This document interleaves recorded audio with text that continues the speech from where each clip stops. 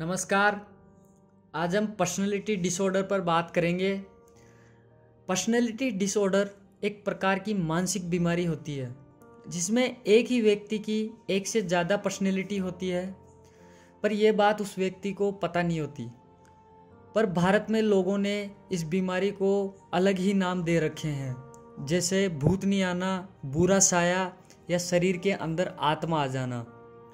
पर असल में यह बीमारी इस प्रकार उत्पन्न होती है कि जब कोई भी व्यक्ति अकेला रहता है या तनावपूर्ण परिस्थिति में रहता है तो वह कल्पना द्वारा अपने आप की एक और ही रूप में पहचान बना लेता है।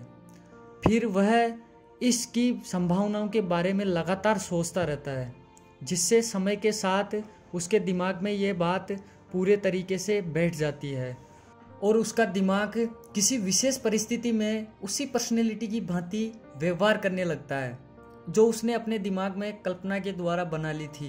यह सब परिस्थिति उसके काबू में नहीं होती।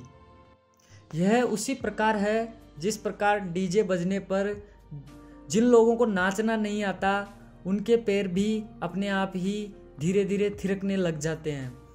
जब व्यक्ति अपने आप की किसी पर्सनैलिटी के रूप में लंबे टाइम तक इमेजिनेशन करता है तो दिमाग समय के साथ उसी पर्सनैलिटी की भांति व्यवहार करने लगता है और ये चीज़ एक बीमारी का रूप ले लेती है, जिसे विज्ञान की भाषा में पर्सनैलिटी डिसऑर्डर कहा जाता है। पर लोगों ने भारत में इस बीमारी को अंधविश्वास बनाकर रख दिया है। लोग इस बीमारी के चलते मरीज को कई प्रकार के देवताओं तथा बाबाओं के पास ले जाते हैं। उनका मानना होता है कि मरीज के शरीर के अंदर कोई आत्मा या बुरा साया प्रवेश कर गया है, जिसके कारण वह पागलों जैसी हरकतें कर रहा है।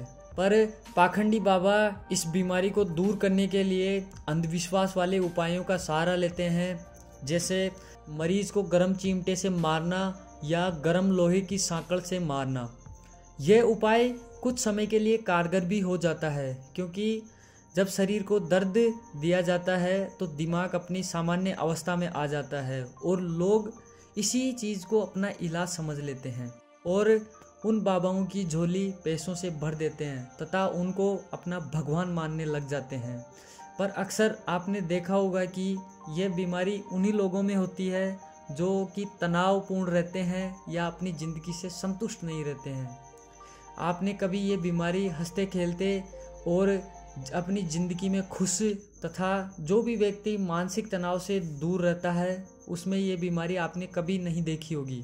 इस बीमारी का इलाज एक साइकाइट्रिस्ट या मनोचिकित्सक ही कर सकता है और इस स्थिति में मरीज को अधिक से अधिक खुश रखने का प्रयास करें और आप ऐसे अंधविश्वासों और पाखंडी बाबाओं के चक्कर में कतई ना पड़े, नहीं तो इससे मरीज की जान को भी खतरा हो सकता है।